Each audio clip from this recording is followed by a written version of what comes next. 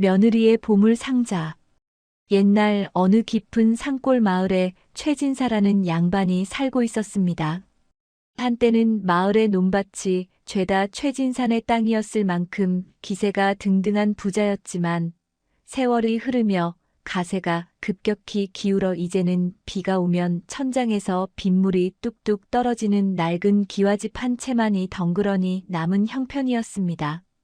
최진사는 본래 심성은 착했으나 사람을 너무 믿어 보증을 잘못 서는 바람에 재산을 탕진했고 지금은 그저 사랑방에 앉아 곰방대나 두드리며 한숨을 쉬는 것이 일과였습니다. 그러나 집안이 이 지경이 되었는데도 여전히 옛날 부귀영화를 누리던 시절의 꿈에서 깨어나지 못한 사람이 있었으니 바로 최진사의 안사람인 심씨 부인이었습니다.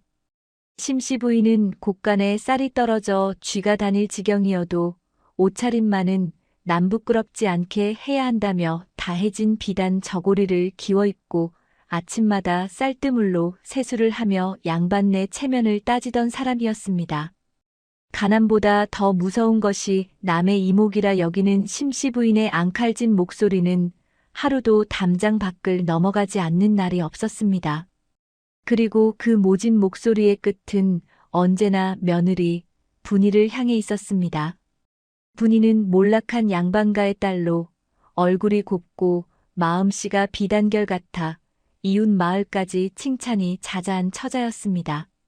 최진산의 외아들인 석기 도령과 혼인을 맺어 이 집에 들어온 지 이제 막 3년이 넘어가고 있었습니다. 차가운 늦가을 바람이 문풍지를 요란하게 흔드는 어느 날 아침이었습니다. 부엌에서 아침밥을 짓던 분이의 손길이 분주했습니다. 쌀독을 벅벅 긁어보았지만 손에 잡히는 것은 쌀아기 몇 줌과 보리쌀이 전부였습니다. 분이는 한숨을 푹 내쉬며 물을 넉넉히 부어 죽을 쑤기 시작했습니다. 어떻게든 양을 늘려 시부모님 상에 올릴 생각이었지만 마음 한구석이 쇳덩이를 얹은 듯 무거웠습니다. 잠시 후 안방에 밥상이 들어갔습니다. 멀건 죽그릇을 내려다보던 심씨 부인의 눈꼬리가 치켜 올라갔습니다. 내 인연. 내가 아무리 늙고 힘없는 시어미라지만 아침 밥상에 쌀알이 춤을 추는 이런 멀건 죽을 올리다니 내가 정녕 시어미를 굶겨 죽일 작정이냐? 심씨 부인은 숟가락을 탕 하고 내려놓으며 고래고래 소리를 질렀습니다. 분이는 밥상머리 앞에 무릎을 꿇고 고개를 조아렸습니다. 어머님, 노여워 마셔요. 쌀독이 바닥을 드러낸 지 오래라 보리를 섞어 있는 대로 긁어 모아 쓴 죽입니다. 제 몫은 덜어내지 않았으니 이것이라도 드시고 기운을 차리셔요. 핑계는 청산유수로구나. 내가 들어오고 나서부터 우리 집안에 되는 일이 하나도 없다. 들어올 때 복을 싸들고 오지는 못할 망정 어디서 애군을 주렁주렁 매달고 왔는지 내년이 들어온 뒤로 벼섬이 쌓이던 곳간이 텅텅 비어버렸어. 심씨 부인의 타박은 어제 오늘 일이 아니었지만 들을 때마다 가슴이 후벼 파이는 듯 했습니다. 사실 최진산의 가세가 기운 것은 분이가 시집오기 훨씬 전부터였지만 심씨 부인은 자신의 남편이 재산을 날린 것을 인정하기 싫어 모든 탓을 며느리에게 돌리고 있었습니다. 사랑방에서 헛기침 소리가 들려왔습니다. 최진사가 며느리가 안쓰러워 눈치를 주는 것이었지만 기세등등한 심씨 부인 앞에서는 아무런 소용이 없었습니다. 남편인 석기 또한 심성이 유약하고 글만 읽을 줄 알았지 어머니의 기에 눌려 아내를 감싸주지 못했습니다. 석기는 그저 고개를 푹 숙인 채 죽구름만 쳐다보고 있었습니다. 부인에게 미안해서 어찌 얼굴을 들까? 내 무능함 때문에 고생만 시키는구나. 분이는 아무 대꾸 없이 묵묵히 시어머니의 독서를 받아냈습니다. 눈물이 핑 돌았지만 시부모 앞에서 눈물을 보이는 것은 예의가 아니라 배웠기에 입술을 꽉 깨물어 참아냈습니다. 식사가 끝나고 분이는 밖으로 나와 마당을 쓸었습니다. 마당 한 구석에는 다 쓰러져가는 헛간이 있었고 그 옆에는 자풀이 무성하게 자라 있었습니다.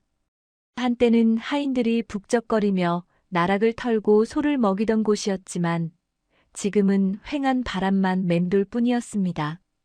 분이는 빗자루질을 하며 생각에 잠겼습니다. 친정에서 배울 때 여자는 출가외인이라 하여 시집 귀신이 되어야 한다고 했습니다. 하지만 이렇게 가만히 앉아서 가난과 구박을 견디는 것만이 능사는 아니라는 생각이 들었습니다. 국가는 비어가고 남편은 과거 시험에 매번 낙방하여 의기소침해 있으며 시어머니의 히스테리는 날로 심해지고 있었습니다. 그날 오후 심씨 부인은 분이를 불러 앉혀놓고 다짜고짜 해진 장롱 문짝을 가리켰습니다. 이걸 보아라. 장롱 경첩이 떨어져 덜렁거리는 꼴이 꼭 우리 집구석 같구나. 내가 살림을 얼마나 험하게 했으면 멀쩡하던 장롱이 이 모양이냐. 당장 대장간에 가서 고쳐오너라. 돈은 없으니 내가 알아서 하거라. 돈 한 푼 주지 않고 물건을 고쳐오라니 억지도 이런 억지가 없었습니다. 하지만 분이는 예하고 대답하고는 장롱 문짝을 떼어 등에 지고 집을 나섰습니다. 마을로 내려가는 고갯길은 험하고 멀었습니다. 등에 맨 문짝의 무게보다 삶의 무게가 더 무겁게 느껴지는 날이었습니다. 터덜터덜 고갯길을 내려가던 분이는 마을 어귀의 주막 평상에 잠시 걸터 앉았습니다. 그때 옆자리에 앉아있던 보부상들의 이야기 소리가 들려왔습니다. 자네, 그 소문 들었나? 저 아랫마을 박부자네 며느리 이야기 말이야. 아, 그 똥밭에 굴러도 이승이 좋다던 그 며느리? 무슨 일 있었나? 글쎄, 그 집 며느리가 시집 올 때 가져온 항아리 하나로 집안을 일으켰다지 뭔가. 그 항아리에 쌀을 담아두면 쌀이 줄지 않고 돈을 넣어두면 돈이 불어난다더군. 그것은 흔히 떠도는 헛소문이나 과장된 이야기일 터였습니다. 하지만 지푸라기라도 잡고 싶은 심정이었던 분이의 귀에는 그 이야기가 예사로 들리지 않았습니다. 보물 항아리, 보물 상자.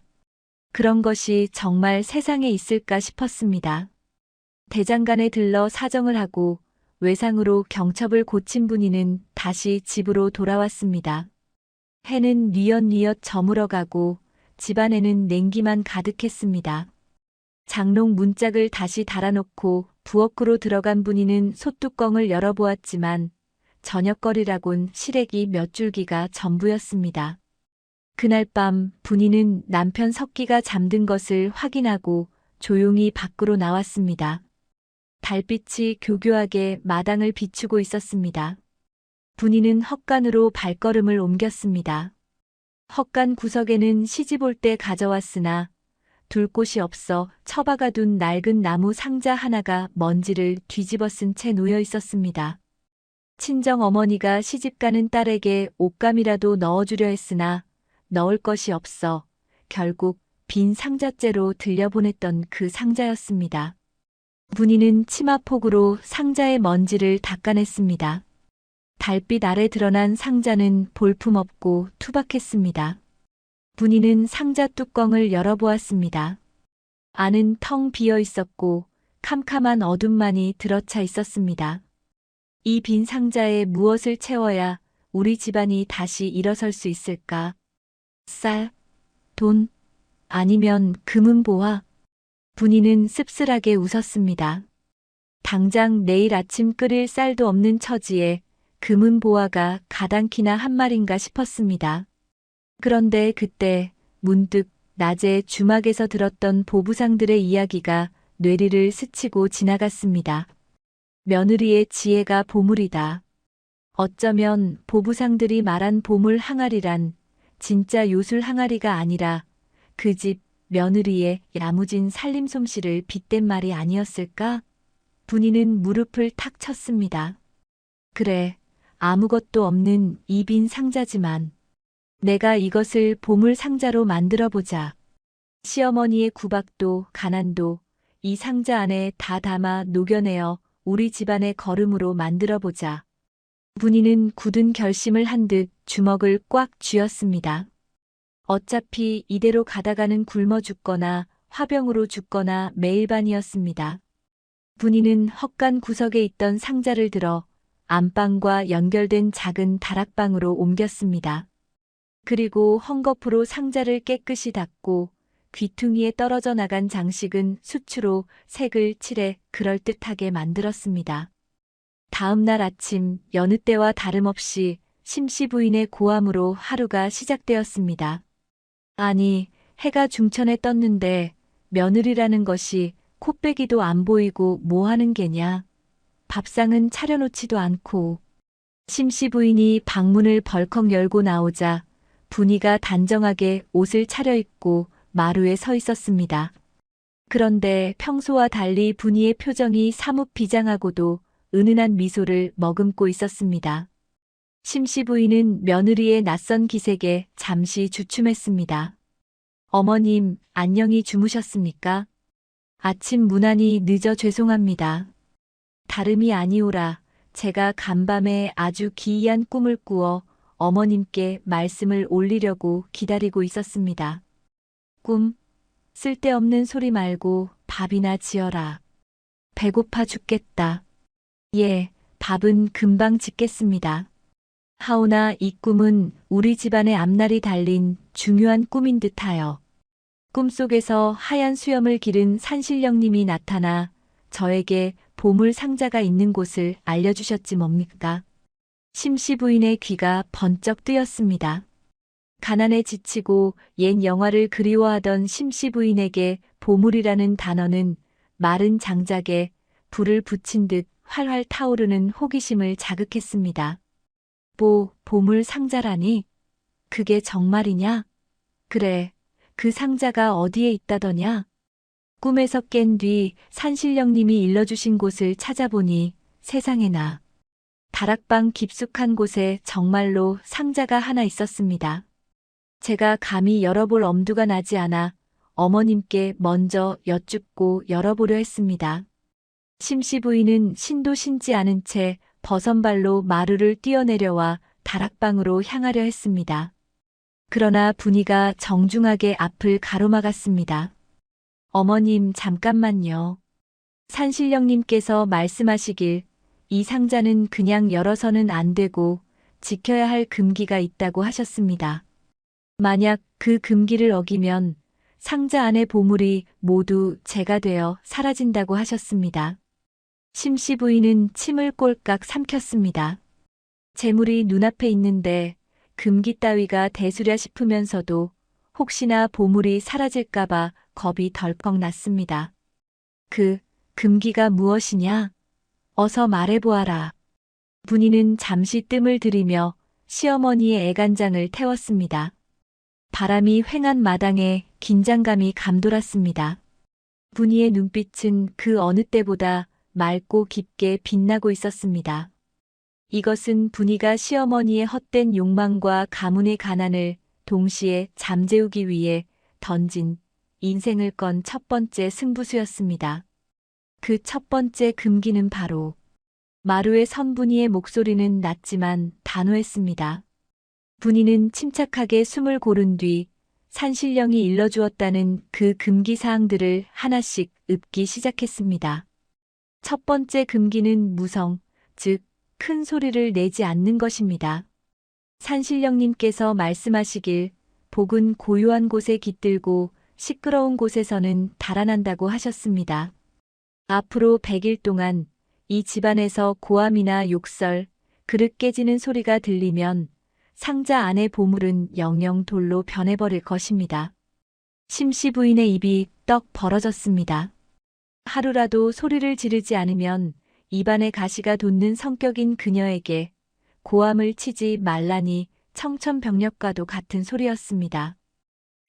뭐라? 소리를 내지 말라고? 그럼 답답해서 어찌 산단 말이냐? 내가 화가 나면 화를 내야지.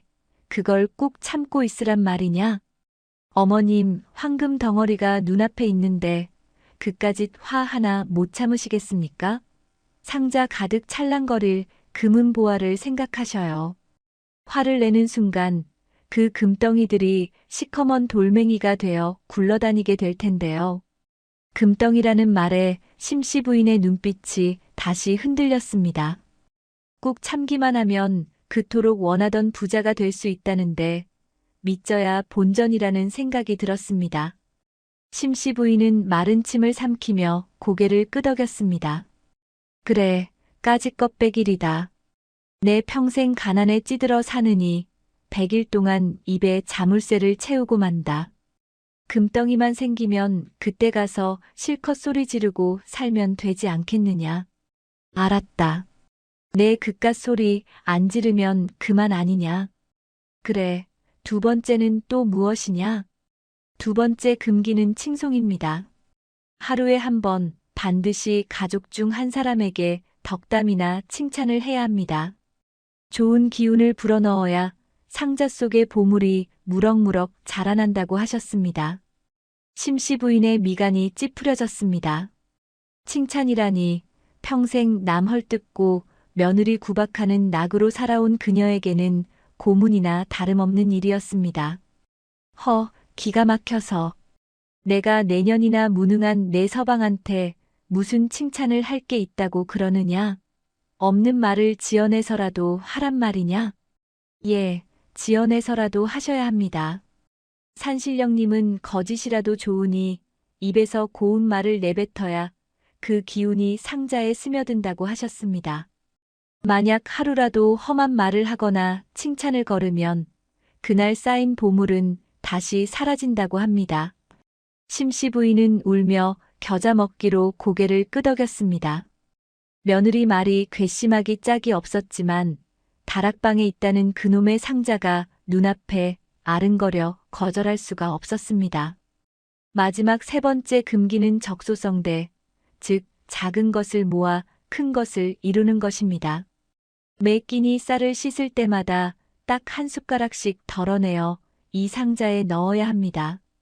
우리 식구들 먹을 것도 부족한 형편이지만 그 한 숟가락의 정성이 모여야 비로소 보물 상자의 문이 열린다고 하셨습니다. 이것은 분이가 생각해낸 가장 현실적인 대책이었습니다. 쥐꼬리만한 살림살이에서 쌀 한 톨이라도 아껴야 훗날을 도모할 수 있었기 때문입니다. 심씨 부인은 쌀 한 숟가락쯤이야 어렵지 않겠다 싶어 흔쾌히 승낙했습니다. 좋다, 좋아. 내 그 세 가지 꼭 지킬 테니 당장 그 상자 좀 보자꾸나. 안에 뭐가 들었는지 확인은 해봐야 할 것 아니냐. 심씨 부인은 분이를 밀치고 다락방으로 올라가려 했습니다. 그러나 분이는 다시 한번 정중하게, 하지만 단호하게 시어머니를 막아섰습니다. 어머님, 아직은 아닙니다. 지금은 상자가 비어있는 상태입니다. 우리 정성이 부족하여 아직 보물이 형체를 갖추지 않았습니다. 지금 열어보시면 허공만 보일 뿐입니다. 적어도 열흘은 지나야 보물의 기운이 서리기 시작할 것입니다. 그때까지는 절대 열어보시면 안 됩니다. 심씨 부인은 아쉬움에 입맛을 다셨지만 산신령의 언명이라니 어쩔 도리가 없었습니다. 그렇게 최진사 댁의 기묘한 보물 상자 프로젝트가 시작되었습니다. 그날 아침 밥상머리 풍경은 가히 천지개벽이라 할 만했습니다.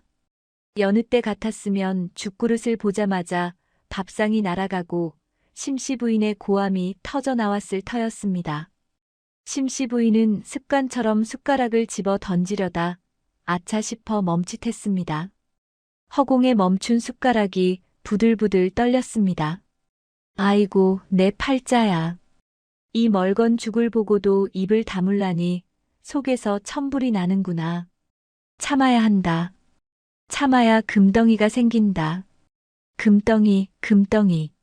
심씨 부인은 억지로 입꼬리를 올리며 떨리는 목소리로 말했습니다. 오늘 죽은 아주 물이 맑구나. 소화가 잘 되겠어. 옆에서 밥을 먹던 남편 최진사와 아들 석기는 먹던 숟가락을 떨어뜨릴 뻔했습니다. 해가 서쪽에서 떠도 유분수지 평생 불평만 하던 안 사람 입에서 저런 말이 나오다니 믿을 수가 없었습니다. 최진사는 혹시 부인이 어디 아픈 건 아닌가 싶어 걱정스러운 눈빛으로 쳐다보았습니다. 임자, 어디 몸이 불편하오? 안 하던 소리를 다 하고. 아니, 몸은 무슨. 아니, 그게 아니라. 그냥 며느리가 고생해서 끓인 죽인데 맛나게 먹자는 게지요. 호호호. 심씨 부인의 어색한 웃음소리가 방 안을 공허하게 채웠습니다. 석기는 어머니의 기괴한 변화에 체할 것만 같았습니다. 하지만 분이마는 태연하게 미소를 지으며 시어머니의 국그릇에 김치를 얹어드렸습니다. 어머님 칭찬해 주시니 감사합니다.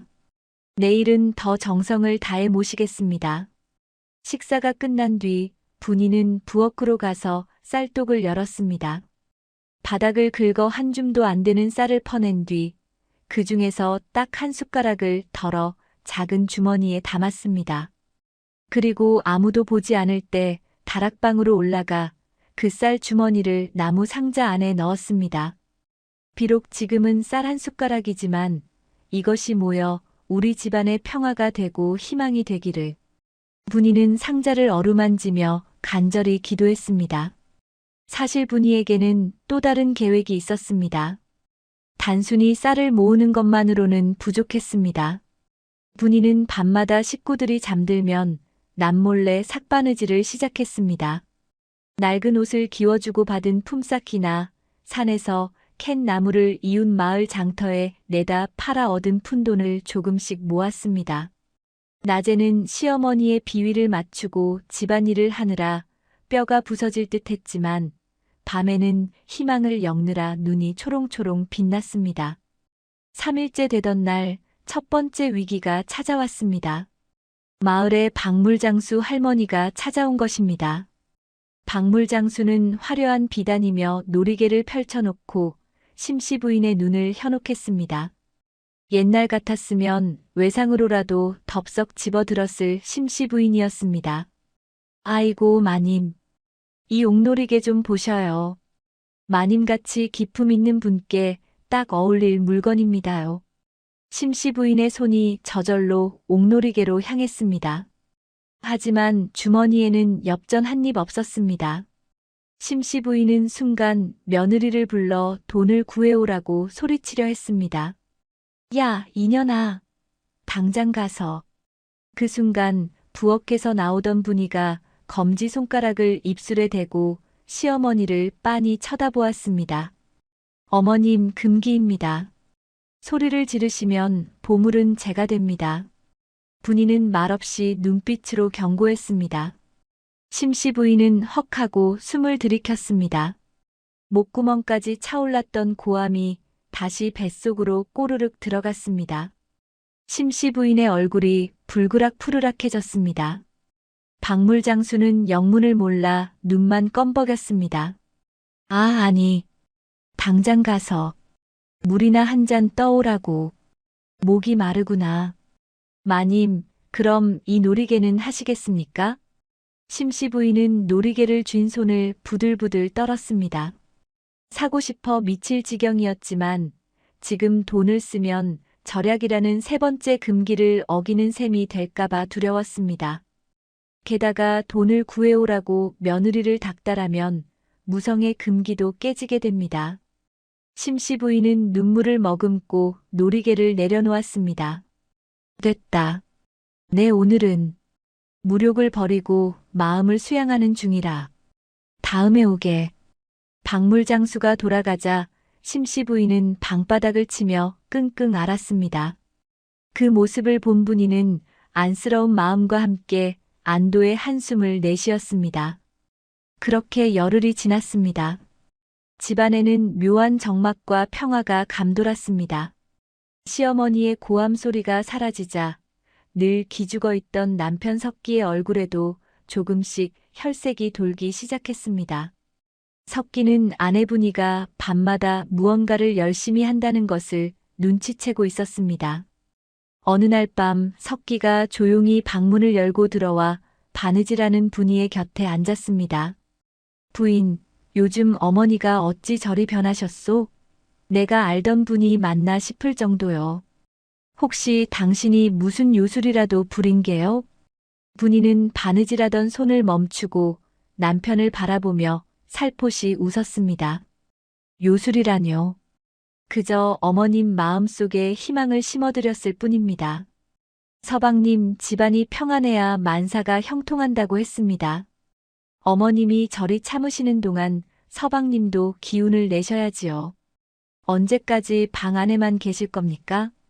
석기는 아내의 말에 부끄러움이 밀려왔습니다. 아내는 집안을 살리려 저토록 애쓰는데 사내대장 부인 자신은 신세 한탄만 하고 있었던 것입니다. 내가 못난 놈이요. 부인 볼 면목이 없소.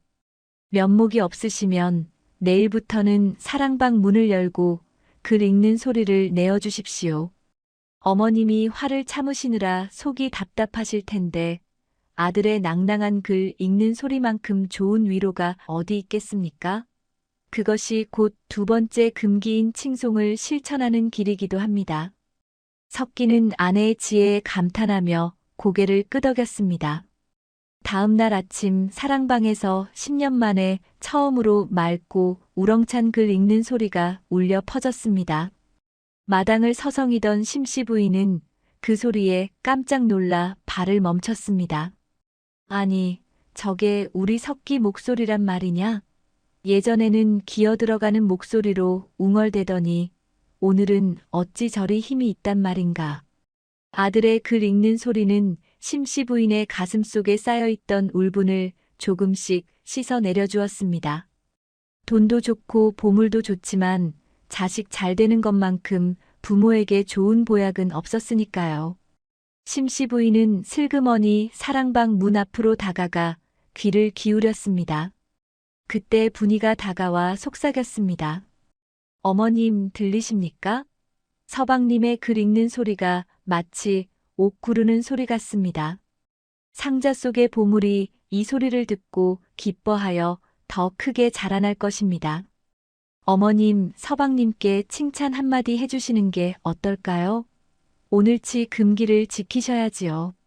심씨 부인은 쑥스러운 듯 헛기침을 했습니다. 하지만 내심 아들이 기특하기도 하여 문을 살짝 열고 말했습니다. 크흠, 석기야. 오늘따라 글 읽는 소리가 제법 듣기 좋구나. 과거에 급제할 선비의 목소리 같다. 방 안에서 책을 읽던 석기는 어머니의 칭찬에 눈이 휘둥그레졌습니다. 태어나서 처음 들어보는 따뜻한 말 한마디였습니다. 석기는 벌떡 일어나 문 쪽을 향해 큰 절을 올렸습니다. 어머님 감사합니다. 더 열심히 정진하겠습니다. 그날 오후 분이는 심씨 부인을 조용히 다락방으로 모셨습니다. 약속한 열흘이 지났기 때문입니다. 심씨 부인의 가슴은 콩닥콩닥 뛰었습니다. 과연 상자 안에 보물이 생겼을까? 분이는 엄숙한 표정으로 낡은 상자 앞으로 다가갔습니다. 그리고 천천히, 아주 천천히 뚜껑을 열었습니다. 삐익, 낡은 경첩 소리가 긴장감을 고조시켰습니다.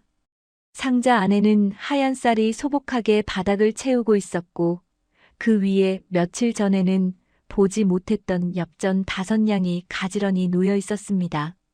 분이가 밤새 삭바느질을 하고 나무를 팔아모은 피 같은 돈이었습니다. 하지만 심씨 부인의 눈에는 그것이 하늘에서 뚝 떨어진 기적의 보물로 보였습니다. 어머나, 이게 웬일이냐? 정말 엽전이 생겼구나. 쌀도 불어났어. 산신령님 말씀이 진짜였어. 심씨 부인은 엽전을 집어들고 아이처럼 기뻐했습니다. 단지 며칠 화를 참고 칭찬했을 뿐인데 돈이 생기다니 이보다 쉬운 돈벌이가 어디 있겠습니까? 보십시오, 어머님. 우리의 정성이 하늘에 닿아 보물이 자라나기 시작했습니다. 하지만 아직은 시작에 불과합니다. 이 엽전은 씨앗돈입니다. 이걸 쓰지 않고 도로 넣어두고 계속 정성을 쌓으면 나중에는 이 상자가 엽전으로 가득 찰 것입니다. 심씨 부인은 엽전을 다시 소중하게 상자에 내려놓았습니다. 이제 심씨 부인에게 이 상자는 단순한 나무 상자가 아니었습니다. 자신의 인내와 노력이 보상받는 신성한 재단이 된 것입니다. 오냐, 두고 봐라. 내 기필코 이 상자를 금은보화로 가득 채우고 말 테다. 그까짓 거 100번이라도 참아주마. 심씨 부인의 눈빛이 달라졌습니다. 이전의 도끼와 불만은 사라지고 대신 목표를 향한 무서운 집념과 희망이 그 자리를 채웠습니다. 하지만 분이는 알고 있었습니다. 진짜 변화는 이제부터 시작이라는 것을. 사람의 습관이라는 것은 그리 쉽게 바뀌는 것이 아니기에 앞으로 닥쳐올 시련은 지난 열흘과는 비교도 안 될 만큼 클 것이라는 것을 말입니다. 그때였습니다. 대문 밖에서 웅성거리는 소리가 들려왔습니다. 여봐라, 이 집에 최진사 있느냐? 걸걸하고 위압적인 목소리.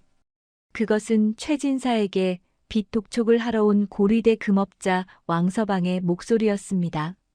집안의 평화를 깨뜨리는 불청객의 등장에 겨우 잠재운 심씨 부인의 화산이 다시금 부글부글 끓어오르기 시작했습니다.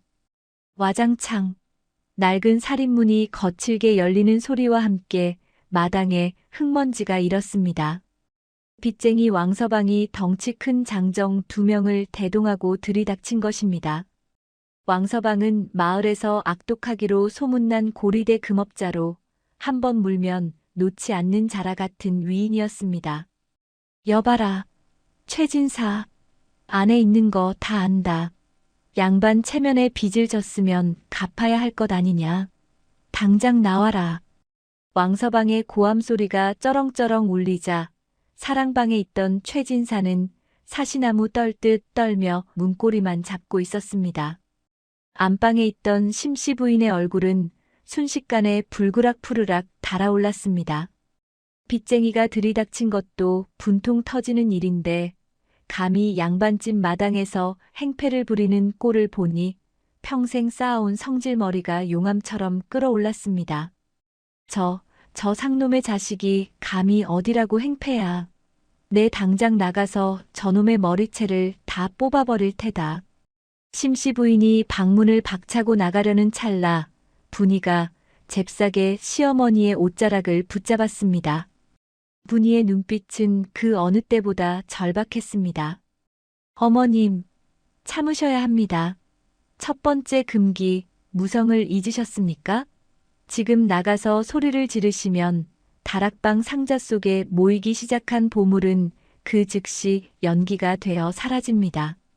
보물이라는 단어에 심씨 부인의 동작이 뚝 멈췄습니다. 이성을 잃기 직전이었지만 며칠 전 눈으로 확인했던 그 엽전 5냥과 하얀 쌀이 눈앞에 아른거렸습니다. 심씨 부인은 입술을 피가 나도록 깨물며 주먹을 부들부들 떨었습니다. 내 속이 터진다, 터져. 저놈이 우리 영감 멱살을 잡으려 하는데 보고만 있으란 말이냐. 제가 나가겠습니다. 어머님은 그저 방 안에서 귀를 막고 상자 속의 금은 보화만 생각하고 계십시오. 제가 어떻게든 해결하고 올 테니 절대로 무슨 일이 있어도 방문을 여시면 안 됩니다. 분이는 시어머니를 자리에 주저앉히고는 옷매무새를 다듬은 뒤 마당으로 나갔습니다. 마당에서는 왕서방이 사랑방 문을 발로 차며 최진사를 끌어내려 하고 있었습니다.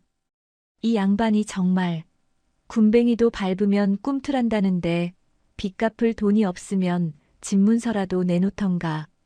그만하십시오. 서리빨처럼 차가운 목소리가 마당을 갈랐습니다. 왕서방과 장정들이 흠칫 놀라 뒤를 돌아보았습니다. 분이는 꼿꼿한 자세로 툇마루에 서서 왕서방을 내려다보고 있었습니다. 비록 낡은 무명 치마 저고리를 입었으나 그 기품만은 여느 대갓집 마님 못지않았습니다. 아니, 이건 또 누구요?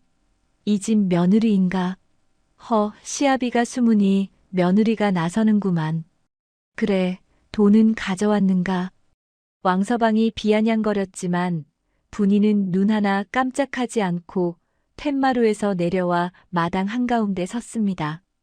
그리고 왕서방을 향해 정중하게 그러나 뼈가 있는 말을 던졌습니다. 어르신, 남의 집에 와서 이리 소란을 피우는 것은 상도덕에도 어긋나는 일이 아닙니까? 빚을 받으러 오셨으면 점잖게 말씀을 하셔야지요. 이렇게 고함을 치시면 들어올 복도 달아나고 갚을 돈도 숨어버리는 법입니다. 뭐라? 복? 돈? 이 여편네가 말장난을 하자는 건가? 당장 돈 내놔. 오늘 빈손으로는 절대 안 간다. 왕서방이 씩씩거리며 다가오자 분이는 품속에서 무언가를 꺼냈습니다. 그것은 다락방 상자에서 꺼내온 엽전 5냥이 든 주머니였습니다. 며느리 분이가 밤잠을 줄여가며 피땀 흘려 모은 그리고 시어머니에게는 희망의 씨앗과도 같은 돈이었습니다. 여기 있습니다. 비록 원금에는 턱없이 부족하나 이것으로 이번 달 이자는 될 것입니다. 왕서방은 엽전 꾸러미를 받아들고 무게를 가늠해 보더니 콧방귀를 뀌었습니다. 고작 5냥? 이걸로 누구 코에 붙이라는 거야? 최진사가 빌려간 돈이 얼만데. 알고 있습니다. 허나 지금 당장 댁에서 행패를 부려 집안을 부순다 한들 없는 돈이 나오겠습니까? 오히려 가뜩이나 기우는 집안 아주 망해버리면 왕서방님은 원금은커녕 이자 한 푼도 못 받게 되실 겁니다. 분이의 목소리는 차분했지만 논리정연했습니다. 왕서방은 잠시 멈칫했습니다. 틀린 말은 아니었기 때문입니다. 최진사를 당장 관아에 넘긴다 해도 이미 빈털털이라 건질 게 없다는 것은 왕서방도 잘 알고 있었습니다. 저희가 돈을 떼먹겠다는 것이 아닙니다. 보시다시피 집안을 일으키려 온 식구가 애를 쓰고 있습니다. 닭을 잡으면 달걀을 얻을 수 없듯이 지금 저희를 닥달하시면 왕서방님 손해일 뿐입니다. 이 돈을 받으시고 오늘은 물러가 주십시오. 대신 다음 달부터는 꼬박꼬박 이자를 갚겠습니다. 왕서방은 분이의 눈을 빤히 쳐다보았습니다. 겁에 질려 울거나 도망치던 다른 집 아낙네들과는 달랐습니다. 그 눈빛에는 묘한 확신과 기백이 서려 있었습니다. 산전수전 다 겪은 왕서방은 직감적으로 이 며느리가 보통 내기가 아님을 알아차렸습니다. 며느리 말솜씨가 제법이구먼. 좋다. 오늘은 이 체면 봐서 물러가 주지. 허나 다음 달에도 돈이 없으면 그땐 정말 집문서를 가져갈 테니 그리 알아. 왕서방은 엽전 주머니를 챙겨들고 장정들을 데리고 살인문을 나섰습니다. 폭풍 같았던 소란이 가라앉자 마당에는 다시 정적이 찾아왔습니다. 사랑방 문틈으로 훔쳐보던 최진사는 안도의 한숨을 내쉬며 주저앉았습니다. 하지만 진짜 폭풍은 안방에서 기다리고 있었습니다. 왕서방이 가자마자 방문이 벌컥 열리고 심씨 부인이 뛰쳐나왔습니다. 야, 이년아. 너 지금 그놈한테 뭘 준 게냐? 설마 상자 속에 있던 그 돈을 준 건 아니겠지? 심씨 부인은 사색이 되어 분이를 잡고 흔들었습니다. 분이는 고개를 푹 숙이며 죄송하다는 듯 말했습니다. 죄송합니다, 어머님. 왕서방을 그냥 돌려보낼 방법이 그것밖에 없었습니다. 아이고, 내 돈, 내 보물. 그게 어떤 돈인데. 이제 막 불어나기 시작한 복덩어리를 그 도둑놈한테 줘버려. 으이구, 이 멍청한 년아. 심씨 부인은 마당에 퍼질러 앉아 땅을 치며 통곡을 하려 했습니다. 그때 분이가 다급하게 시어머니의 입을 막았습니다. 어머님, 소리. 아직 금기는 끝나지 않았습니다. 이건 알아. 돈이 다 날아갔는데 금기가 무슨 소용이냐.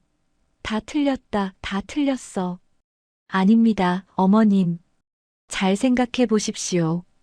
그 돈 5냥이 희생하여 더 큰 재앙을 막은 것입니다.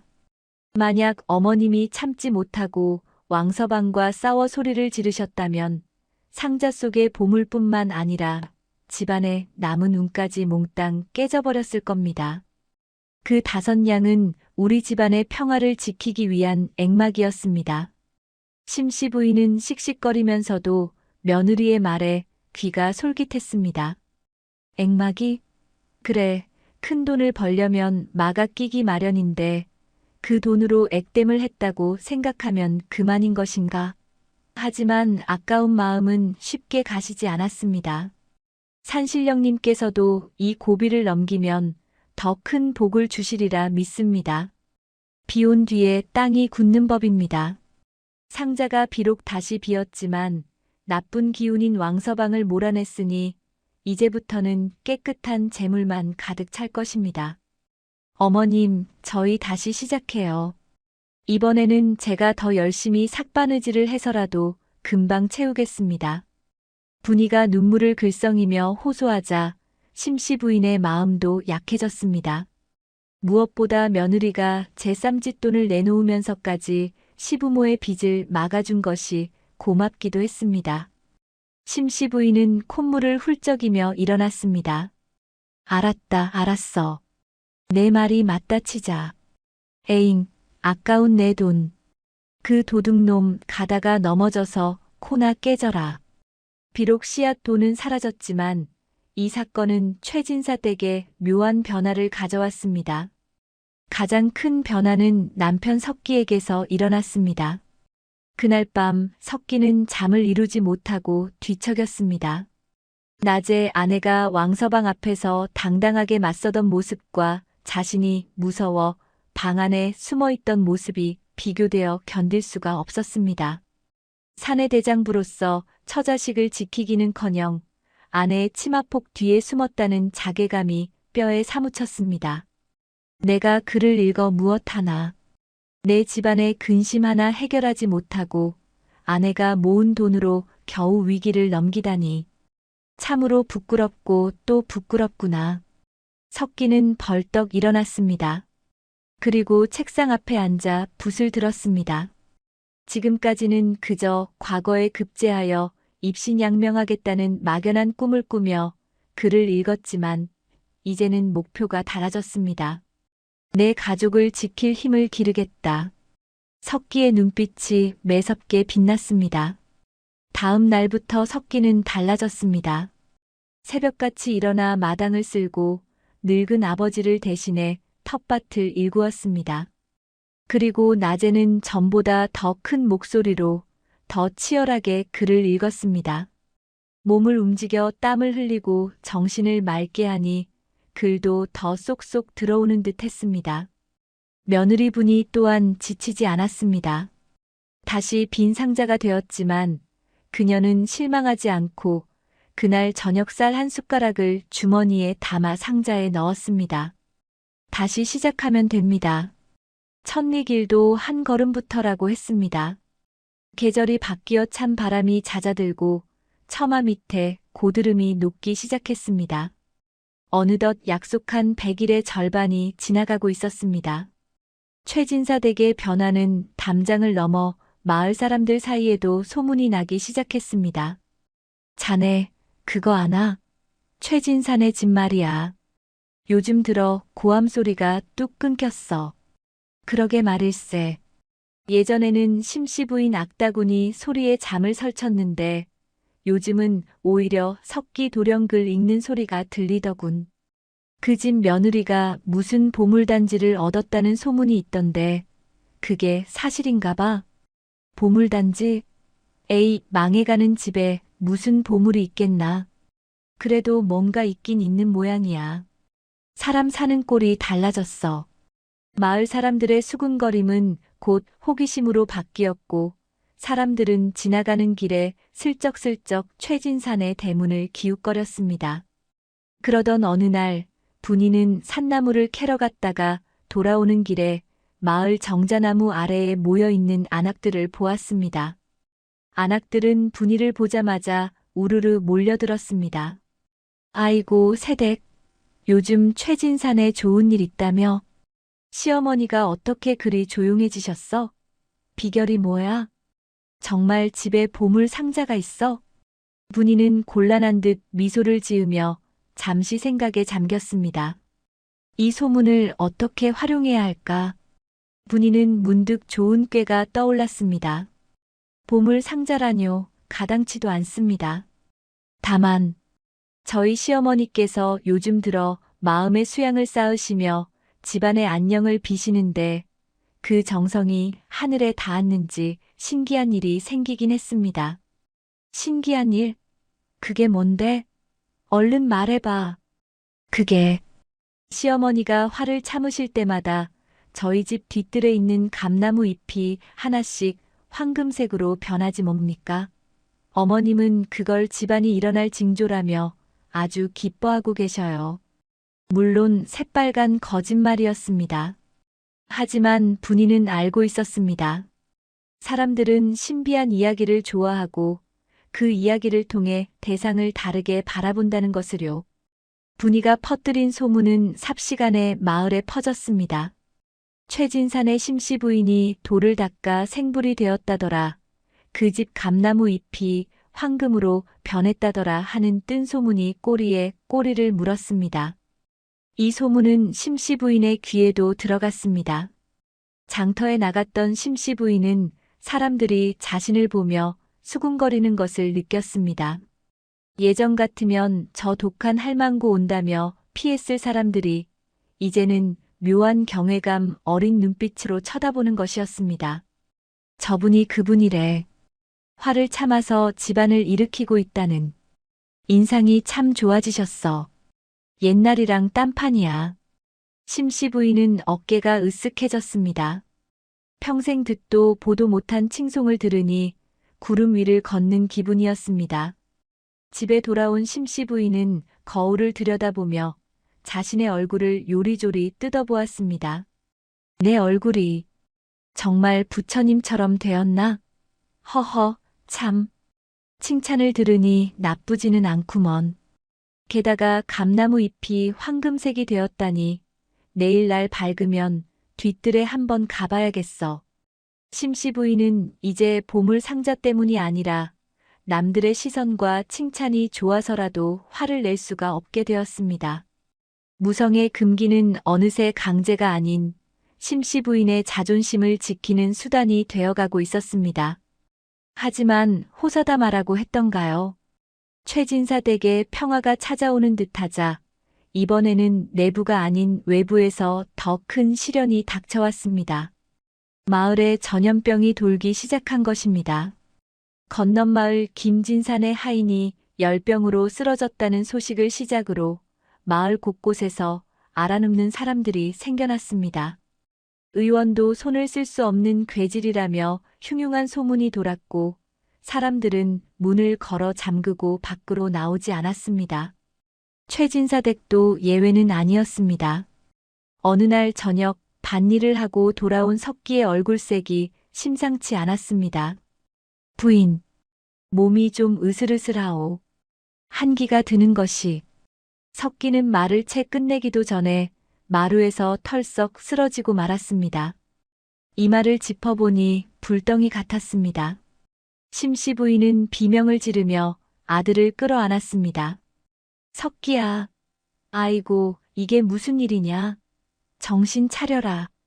분이의 가슴이 철렁 내려앉았습니다. 보물 상자를 채우기도 전에 남편이 쓰러지다니. 전염병이라면 약도 없다는 그 무서운 병이 아닌가. 분이는 정신을 바짝 차려야 했습니다. 이 위기는 엽전 5냥으로 해결할 수 있는 것이 아니었습니다. 밤이 깊어질수록 석기의 숨소리는 거칠어졌습니다. 열병은 굶주린 호랑이처럼 석기의 몸을 집어삼킬 듯 맹렬하게 타올랐습니다.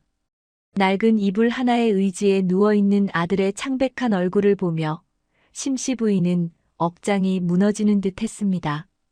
방금 전까지만 해도 멀쩡하던 아들이 생사의 기로에 서게 된 것입니다. 심씨 부인은 터져 나오려는 울음을 막으려 입을 틀어막았습니다. 본능적으로 비명을 지르고 통곡을 하고 싶었지만 며느리 분이의 당부가 비수처럼 가슴에 박혀 있었기 때문입니다. 큰 소리를 내면 집안의 운이 달아난다. 미신이라 치부하기엔 아들의 목숨이 너무나 위중했습니다.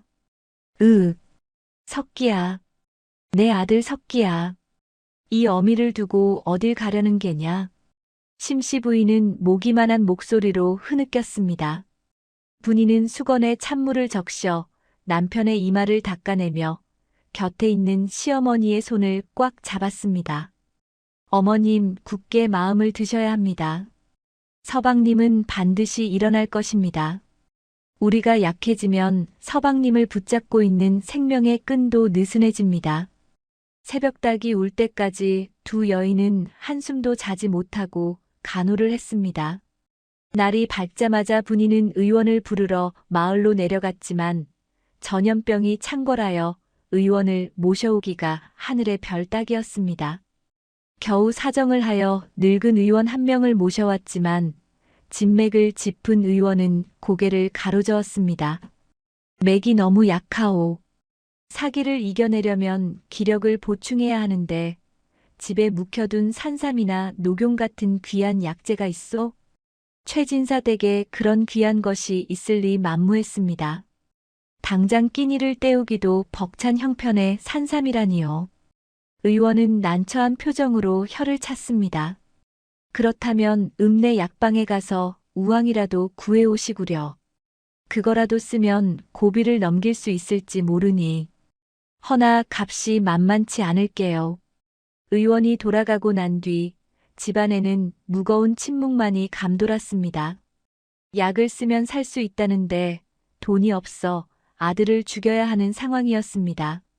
최진사는 사랑방 구석에 쭈그리고 앉아 죄인처럼 고개만 숙이고 있었고 분이는 텅 빈 부엌 쌀독을 바라보며 입술을 깨물었습니다. 며칠 전 왕서방에게 줘버린 엽전 5냥이 사무치게 아쉬웠습니다. 그때였습니다. 안방 문이 열리고 심씨 부인이 나왔습니다. 그녀의 손에는 꼬깃꼬깃한 헝겊 뭉치가 들려 있었습니다. 심씨 부인은 분이에게 다가와 말없이 헝겊을 풀었습니다. 그 안에는 은으로 만든 비녀 하나가 영롱한 빛을 내고 있었습니다. 칠이 벗겨지고 여기저기 흠집이 났지만 묵직한 수는 비녀였습니다. 이걸 가지고 가거라. 분이의 눈이 휘둥그레졌습니다. 그것은 심씨 부인이 시집 올 때 친정 어머니께 받은 것으로 굶어 죽을지언정 절대 팔지 않겠다며 목숨처럼 아끼던 물건이었습니다. 집안이 몰락하여 폐물을 하나씩 팔아치울 때도 이 은비녀만은 장롱 깊숙한 곳에 숨겨두고 꺼내지 않았던 마지막 자존심이었습니다. 어머님, 이건 어머님의 정표가 아닙니까? 이걸 어찌. 자식이 죽어가는데 은비녀가 무슨 소용이고 양반 자존심이 다 뭐란 말이냐. 내 목숨보다 귀한 것이 내 새끼 목숨이다. 어서 가서 약을 지어오너라. 어서.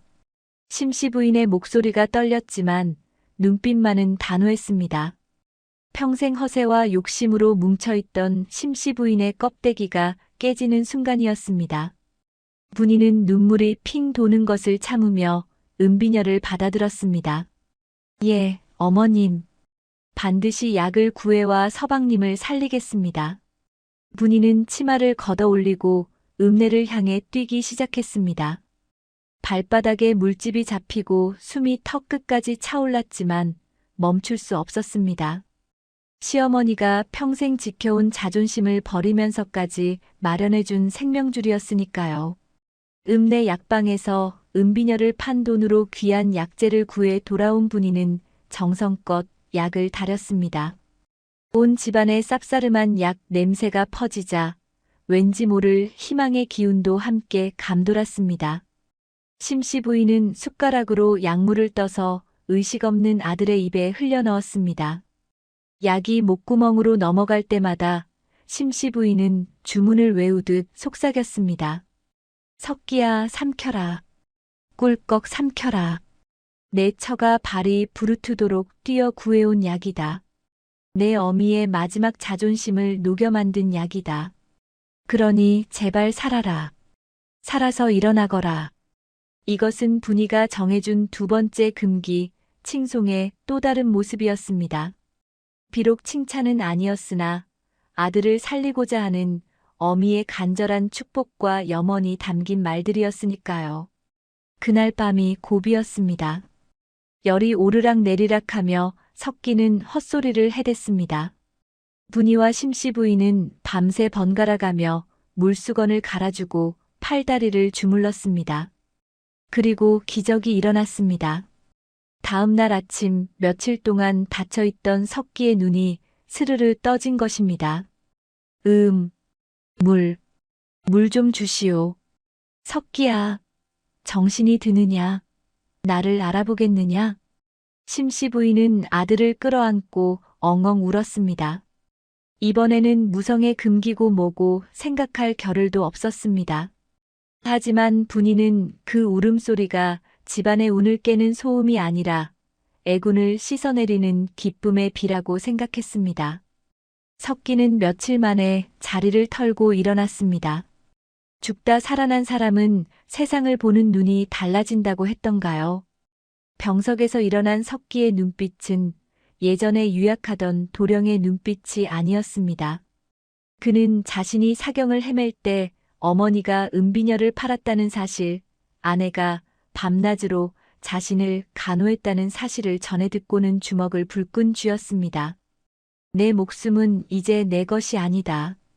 어머니와 부인이 다시 만들어준 목숨이다. 다시는 헛되이 살지 않겠다. 몸을 추스른 석기는 더욱더 학업에 매진했습니다.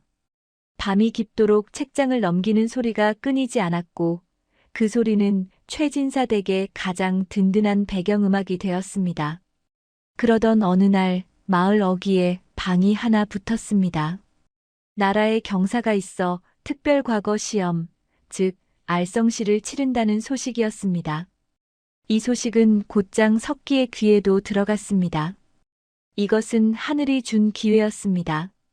그동안 갈고 닦은 실력을 발휘할 절호의 기회였지만 최진사 댁에는 또다시 어두운 그림자가 드리워졌습니다. 한양까지 갈 노잣돈이 문제였습니다. 보찜을 꾸리고 며칠 밤을 묵으며 먹고 잘 돈, 그리고 종이와 붓을 살 돈이 필요했습니다. 하지만 집안은 이미 은비녀까지 팔아치워 정말로 남은 것이라곤 먼지뿐이었습니다.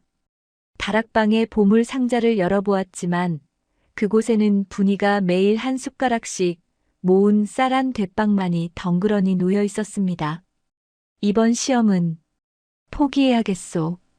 당장 한양까지 걸어갈 집신 살 돈도 없는데 무슨 과거란 말이오. 석기는 씁쓸하게 웃으며 책을 덮으려 했습니다. 그때 분이가 책상을 탁 내리쳤습니다.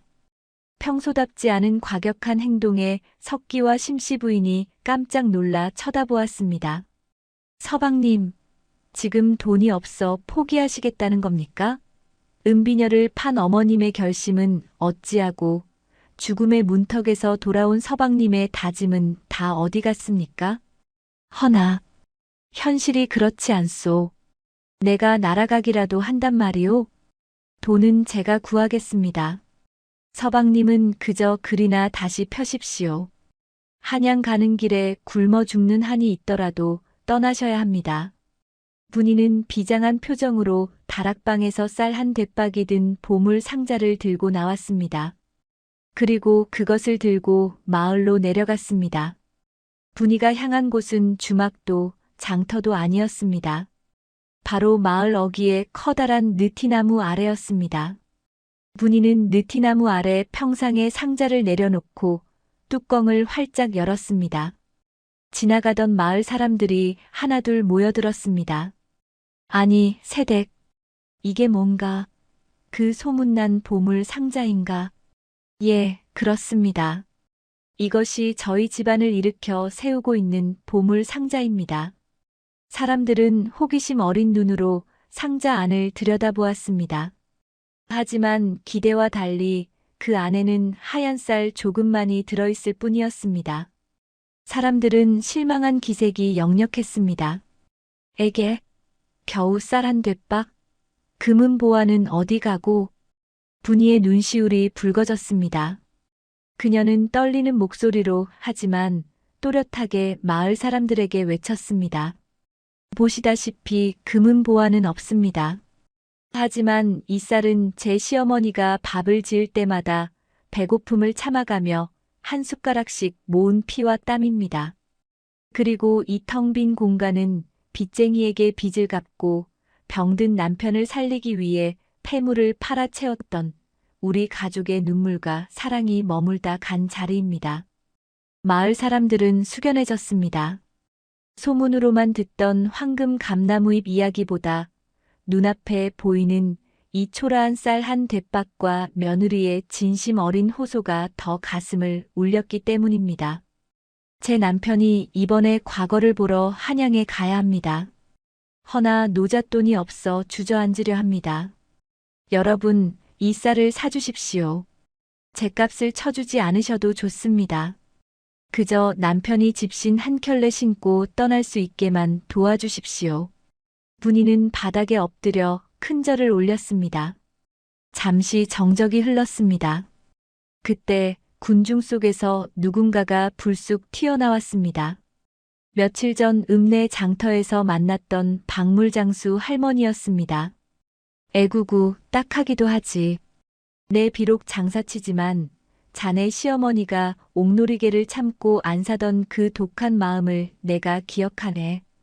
그게 다 아들 잘 되라고 그런 거 아니었겠나. 자, 여기 있네. 박물장수 할머니는 쌈지에서 엽전 몇 잎을 꺼내 상자에 던져 넣었습니다. 땡그랑 맑은 소리가 울려 퍼졌습니다. 그것은 신호탄이었습니다. 최진산의 며느리 효심은 내가 알지. 우리 집 감자라도 좀 가져가게. 내 아들 녀석 입히려고 지은 무명옷인데 석기 도령 입혀보내시게. 한양 바람이 차다던데. 이건 우리 집 씨암탉이 낳은 달걀일세. 가는 길에 삶아 먹여. 마을 사람들은 너나 할 것 없이 집으로 달려가 쌀이며 돈, 반찬거리를 가져왔습니다.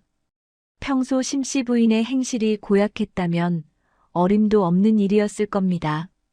하지만 지난 100일간 보여준 최진사 댁의 변화, 그리고 분이가 퍼뜨린 황금 감나무 잎의 긍정적인 소문, 결정적으로 위기 앞에서 무너지지 않고 서로를 지키려 했던 가족애가 마을 사람들의 마음을 움직인 것입니다. 순식간에 텅 비어있던 나무 상자가 엽전과 물건들로 가득 찼습니다. 분이는 흐르는 눈물을 닦을 생각도 못하고 연신 고맙습니다. 고맙습니다 하며 절을 했습니다. 그날 저녁 집으로 돌아온 분이는 상자 가득 담긴 마을 사람들의 정성을 석기 앞에 내놓았습니다. 석기와 심씨 부인은 입을 다물지 못했습니다. 아니, 이게 다 웬 것이냐? 마을 사람들이 이걸 다 주더란 말이냐? 어머님 보십시오. 우리가 쌓은 것은 쌀 한 숟가락이었지만 돌아온 것은 쌀 한 가마니의 인심입니다. 이것이 바로 산신령님이 말씀하신 적소성대 작은 것을 쌓아 큰 것을 이루는 기적 아니겠습니까? 석기는 마을 사람들이 준 엽전 꾸러미와 무명옷을 어루만지며 눈물을 흘렸습니다. 그 무게가 천근만근처럼 무겁게 느껴졌습니다. 그것은 단순한 노잣돈이 아니라 마을 전체가 자신에게 거는 기대와 희망이었기 때문입니다. 부인, 그리고 어머니, 내 반드시 급제하여 돌아오겠소. 이 은혜를 갚기 위해서라도 빈손으로는 절대 돌아오지 않겠소. 다음 날 새벽 안개가 자욱한 고갯길 위로 석기의 뒷모습이 멀어져 갔습니다. 심씨 부인과 분이는 보이지 않을 때까지 손을 흔들며 서 있었습니다. 이제 최진사 댁에는 다시 여자들만 남았습니다. 그리고 다락방의 보물 상자는 또다시 텅 비었습니다. 하지만 예전의 공허함과는 달랐습니다. 이제 상자는 언제든 채울 수 있다는 자신감과 언젠가 저 상자에 금이 환영할 아들이 가져올 관복과 교지를 담겠다는 더 큰 희망으로 가득 차 있었습니다. 그러나 한양으로 떠난 석기에게서는 한 달이 지나고 두 달이 지나도 소식이 없었습니다. 과거 시험이 끝났다는 소문이 들려왔지만 합격자 방에는 석기의 이름이 있다는 말도 낙방하여 돌아온다는 말도 들리지 않았습니다. 초조해진 심씨 부인은 다시 예전의 성미가 나오려 꿈틀거렸습니다. 아니, 이 녀석이 시험을 쳤으면 쳤다. 떨어졌으면 온다 기별이라도 있어야 할 것 아니냐. 혹시 한양 가서 딴 마음을 먹은 건 아니겠지? 불안해하는 시어머니를 달래며 분이는 매일 새벽 정화수를 떠놓고 빌었습니다. 그리고 다시 묵묵히 빈 상자에 쌀 한 숟가락을 채워 넣었습니다. 그렇게 계절이 또 한 번 바뀌어 온 산이 붉게 물들 무렵이었습니다. 마을 어귀에서 꽹과리 소리와 함께 요란한 행차 소리가 들려왔습니다. 암행어사 출두야가 아니라 신임 사또 행차시다. 사람들은 웅성거리며 길을 비켰습니다. 그런데 그 화려한 가마 행렬이 멈춰 선 곳은 관아가 아니라 바로 다 쓰러져가는 최진산의 집 앞이었습니다. 대문이 열리고 관복을 입은 사내가 마당으로 들어섰습니다. 분이와 심씨 부인은 놀라서 툇마루로 뛰쳐나왔습니다. 관복을 입은 사내가 고개를 들자 두 여인의 입에서 동시에 탄성이 터져나왔습니다. 하지만 기쁨도 잠시, 사내의 표정은 어두웠고 그의 뒤에는 포승줄에 묶인 죄인들이 줄줄이 엮여 들어오고 있었습니다. 마당에 들어선 관복 입은 사내는 다름 아닌 최진사 댁의 외아들 석기였습니다. 머리에는 관모를 쓰고 허리에는 금으로 장식한 띠를 두른 그의 모습은 몇 달 전 집신 한 켤레를 신고 초라하게 집을 떠나던 그 선비가 맞나 싶을 정도로 위풍당당했습니다. 심씨 부인은 다리에 힘이 풀려 그 자리에 주저앉고 말았습니다. 이것이 꿈인지 생시인지 분간이 가지 않아 멍하니 아들의 얼굴만 바라보았습니다. 분이 역시 입을 틀어막은 채 하염없이 눈물만 흘리고 있었습니다. 석기는 성큼성큼 다가와 툇마루 아래 엎드려 큰 절을 올렸습니다. 어머님, 아버님, 불효자 석기, 장원 급제하여 벼슬을 제수받고 이제야 돌아왔습니다. 그 우렁찬 목소리가 마당을 울리자 그제야 심씨 부인은 정신이 번쩍 들었습니다. 정말 우리 석기란 말이냐? 내가 급제를 했어? 아이고 세상에, 내 아들이 장원 급제를 했어. 심씨 부인은 버선발로 뛰어내려와 아들을 끌어안았습니다. 관복의 까칠한 감촉이 볼에 닿자 뜨거운 눈물이 왈칵 쏟아졌습니다. 방 안에 숨어있던 최진사도 헐레벌떡 뛰쳐나와 아들의 어깨를 감싸쥐고 오열했습니다. 장하다 내 아들. 우리 가문을 내가 다시 일으켰구나. 죽어도 여한이 없다. 온 집안이 울음바다가 되었지만 이번 울음은 지난날의 서러움과 고통을 씻어내는 기쁨의 눈물이었습니다. 분이는 차마 시부모님과 남편 사이에 끼어들지 못하고 기둥 뒤에서 눈물을 훔치고 있었습니다. 석기는 부모님을 진정시킨 뒤 고개를 돌려 아내를 찾았습니다. 부인, 이리 오시오. 부인이 아니었다면 나는 결코 이 자리에 설 수 없었을 것이오. 석기가 따뜻한 눈빛으로 손을 내밀자 분이는 조심스럽게 다가와 남편의 손을 잡았습니다. 거칠어진 아내의 손을 어루만지는 석기의 눈시울이 다시 붉어졌습니다. 그때 대문 밖에서 웅성거리던 마을 사람들이 포승줄에 묶인 죄인들을 가리키며 수군거렸습니다. 저기 묶여있는 사람들 좀 봐.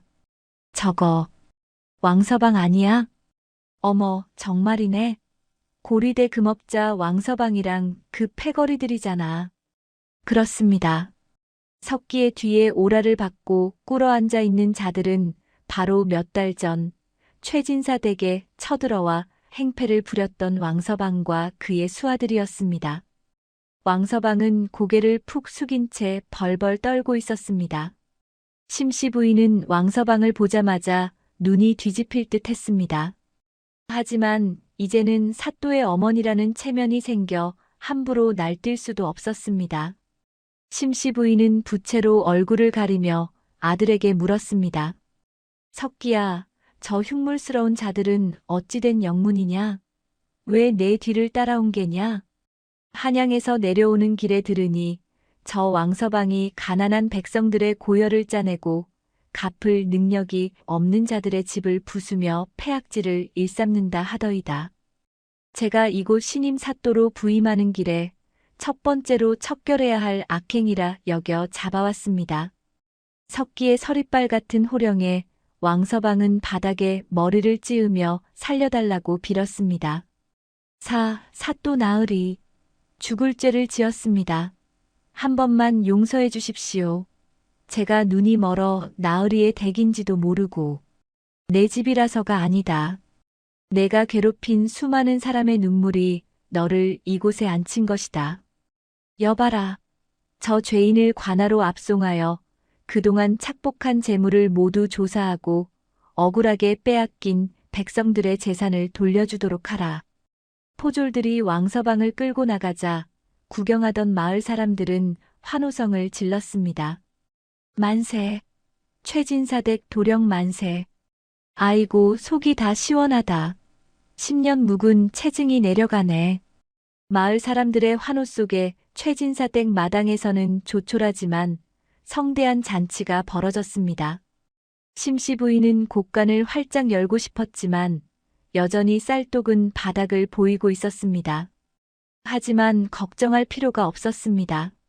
소식을 들은 마을 사람들이 떡이며 고기, 술을 들고 찾아왔기 때문입니다. 최진사 어른 축하드립니다. 이거 우리 집 암소 잡은 겁니다. 심씨마님, 이거 제가 담근 동동주인데 한 잔 받으시지요.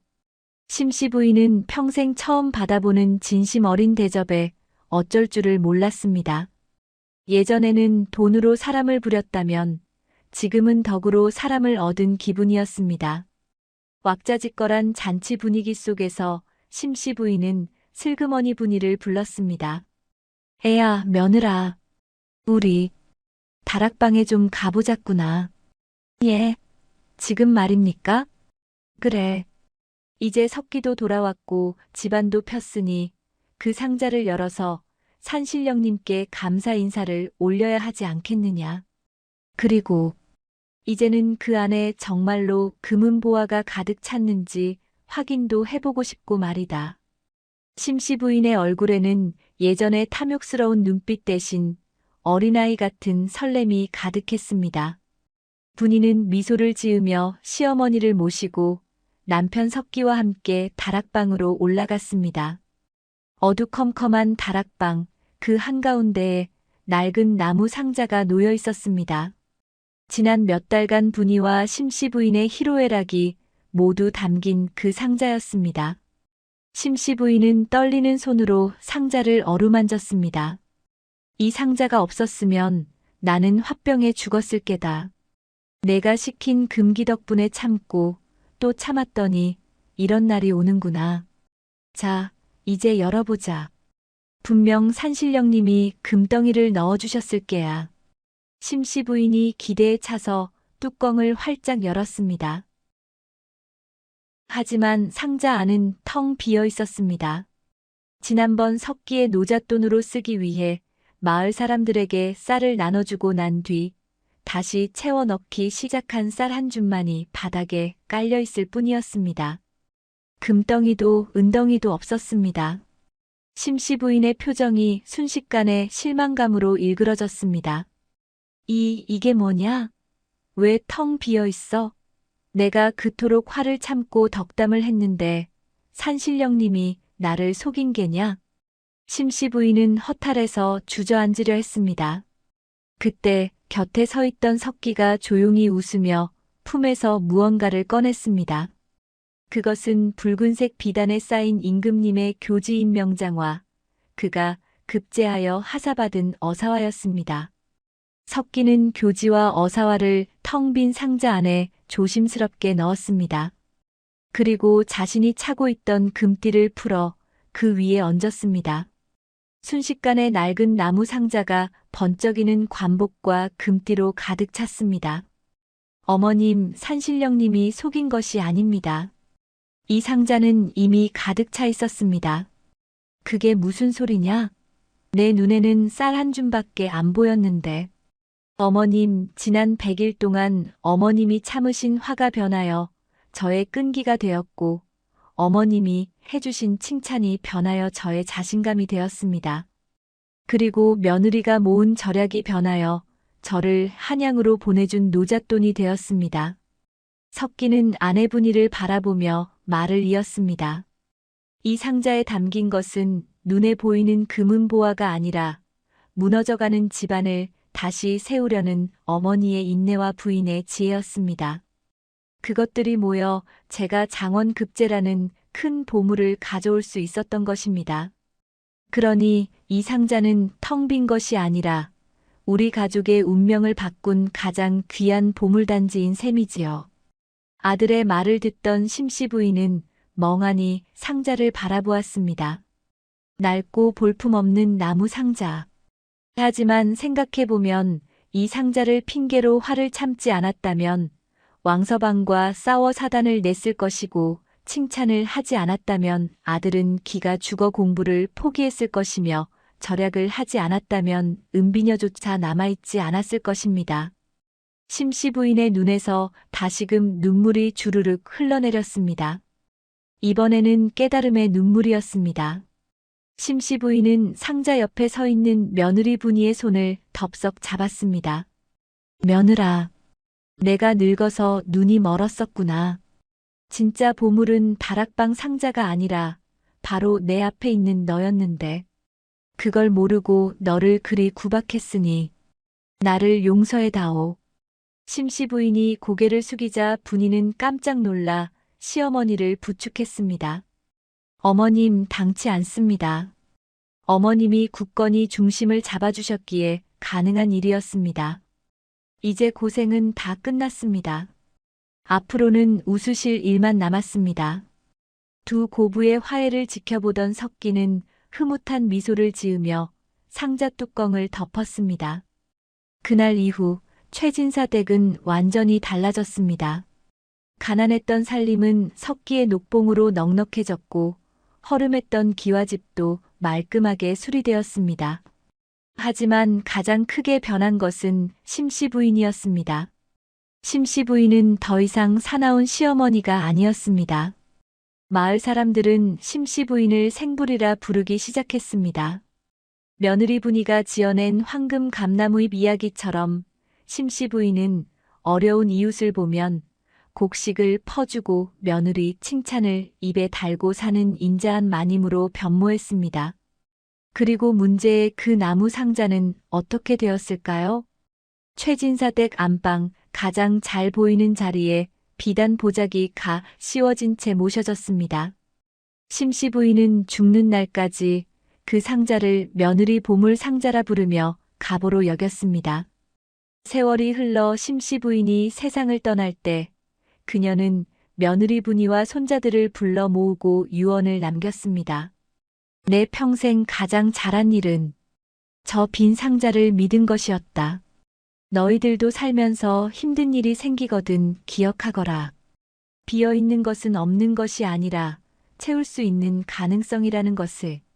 그리고 그 안을 채우는 것은 요행이 아니라 너희들의 참고 견디는 마음이라는 것을. 심씨 부인이 눈을 감자 분이는 조용히 눈물을 흘리며 고개를 끄덕였습니다.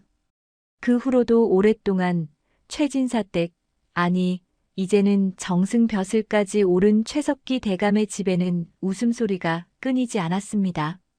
낡은 나무 상자 하나가 가난과 불화를 삼키고 그 자리에 풍요와 행복을 뱉어낸 것입니다. 지혜로운 며느리 분이의 빈 상자 이야기. 그것은 어쩌면 우리 마음속에도 하나씩 놓여 있는 것인지 모릅니다. 오늘 당신의 마음 상자에는 무엇을 채우시겠습니까?